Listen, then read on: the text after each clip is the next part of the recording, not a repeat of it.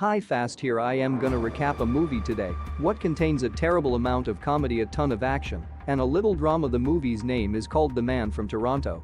Don't forget to subscribe and enjoy the movie, friends. The film begins with Teddy Jackson attempting to make a video advancing his wellness adventures. He has versatile groups, a sweatsuit, and his endeavor at non-contact boxing, however every one of them are disappointments. Someplace in the desert, a professional killer referred to just as the Man from Toronto shows up at the lodge to question a suspect. Toronto prepares to cut into the suspect with a hot blade, yet the man becomes panicked and quickly surrenders the data he needs. After Toronto leaves, the suspect is shot and killed by the one who called Toronto. Teddy is preparing to praise his commemoration with his significant other Lori. In spite of the fact that Lori loves Teddy, she knows about his standing as a screw-up, to the point that her colleagues allude to a blunder as Teddying things up. He sets up a heartfelt escape at an airbnb, but since of a low-toner circumstance, Teddy can't exactly make out the given location. Teddy goes to work, where he meets with his supervisor Marty, who is irritated with Teddy since he printed out flyers for their rec center without a location or a telephone number. While Marty likes Teddy, he must choose the option to fire him. Toronto gets back and starts setting up his morning meal when he is reached by his handler. In spite of the fact that Toronto simply needs to relax, the handler lets him know that the following agreement he has arranged is valued at $2 million. Teddy and Lori show up at the spa, where he is treating her for their commemoration. In the wake of dropping her off, he heads to what he accepts is the airbnb based off kilter he printed out. Because of misreading it, Teddy winds up at a lodge, where Toronto should meet his objective. The hooligans in the house carry Teddy to the cellar, almost completely sure, possibly by mistake, that he is the Man from Toronto. As Teddy acknowledges he experiences found himself mixed up with difficulty, he endeavors to quiet their prisoner, yet the man is alarmed and winds up giving the hooligans the data they need. Minutes after the fact, a blaze explosive is dropped into the cellar, and FBI specialists storm the house, catching every one of the men, including Teddy. Teddy is investigated by two specialists who recognize that he is without a doubt not the Man from Toronto, but rather the specialists need the Man from Toronto to assist them with catching previous Venezuelan Colonel Sebastian Marin. He endeavored to organize an upset the earlier year to oust the public authority, however was come by US knowledge. Marin and his significant other Daniela figured out how to escape before they could be captured. They maintain that Teddy should keep on claiming to be the Man from Toronto to draw near to Marin and cut him down. The specialists appoint Agent Santoro to care for Lori while Teddy is at work, yet he feels compromised on the grounds that Santoro is smooth and attractive. Teddy needs to let Lori know that his non-appearance is on the grounds that he was called to a work gathering since he didn't tell her he got terminated. Santoro accompanies her while she invests energy with her companion Annie. Toronto learns about the mistake and is given Teddy's data by the handler. He tracks down Teddy's wellness advertisements and can hardly imagine how this is the man mixed up to be him. He finds Teddy as the specialists carry him to meet with Daniela. Rather than meeting Marin, Daniela has her men take Teddy with them to a shed. Toronto compels one of the specialists at gunpoint to follow them. Teddy winds up on a plane going to Puerto Rico. Toronto penetrates the plane mid-air and uncovers himself as the man they were searching for, however they actually accept Teddy as the genuine professional killer. Toronto then shows what him can do by killing Marin's men and saving Teddy after the two of them almost drop out of the plane. They land in a field and begin advancing out by walking after the plane detonates. The handler contacts Toronto and berates him for not killing Teddy since they don't leave observers alive.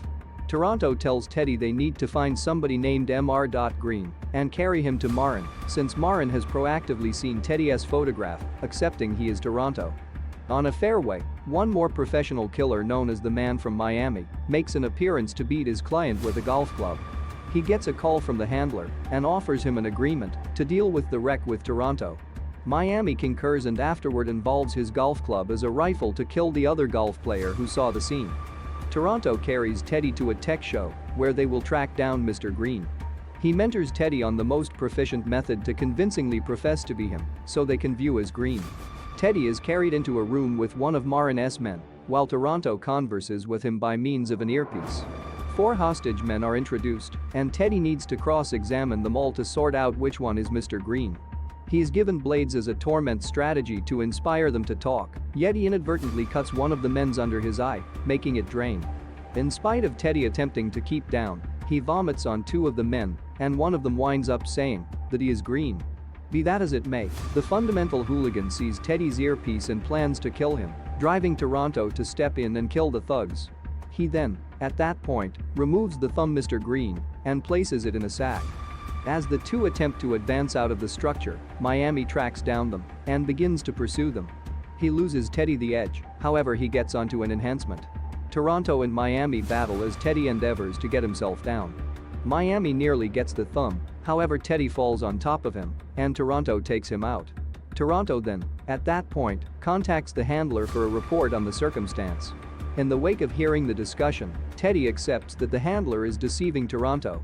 Teddy and Toronto head on a trip to Washington, D.C., where Toronto tells Teddy he realizes that he is a screw-up in light of what he gained from him face-to-face and by going through his video history of making his bombed rec center promotions. At the point when they show up, Teddy contacts Lori, and they make arrangements to meet at an extravagant cafe, which the FBI is made aware of. Teddy brings Toronto along and begins to mentor him on interactive abilities. The two meet Lori, who likewise welcomed Annie. Toronto becomes friends with Annie, however they need to stop it when Teddy spots Miami showing up at the cafe. Miami makes up for lost time to them in a storeroom, where Toronto battles him once more and has chance in the leg, and Miami takes the thumb. Teddy and Toronto continue to move and take a cop vehicle to get up to speed to Miami, since he and the handler will meet with Marin.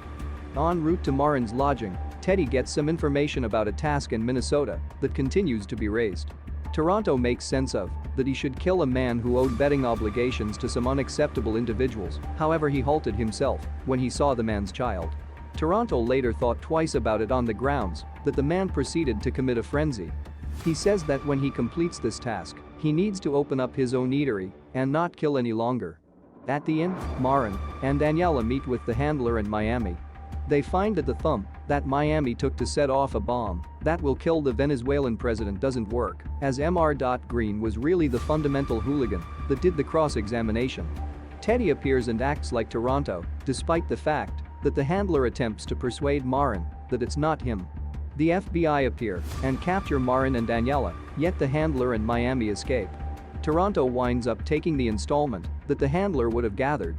Teddy surges back home to attempt to track down Lori, however he just finds the house vacant. She left him a message saying that she is going to her mom's home since she doesn't have the foggiest idea what is the deal with Teddy. In the interim, the handler starts to contact different professional killers to pursue Teddy and Toronto. The following day, Teddy learns Lori will be at the train station, so he runs there to attempt to get her before she leaves.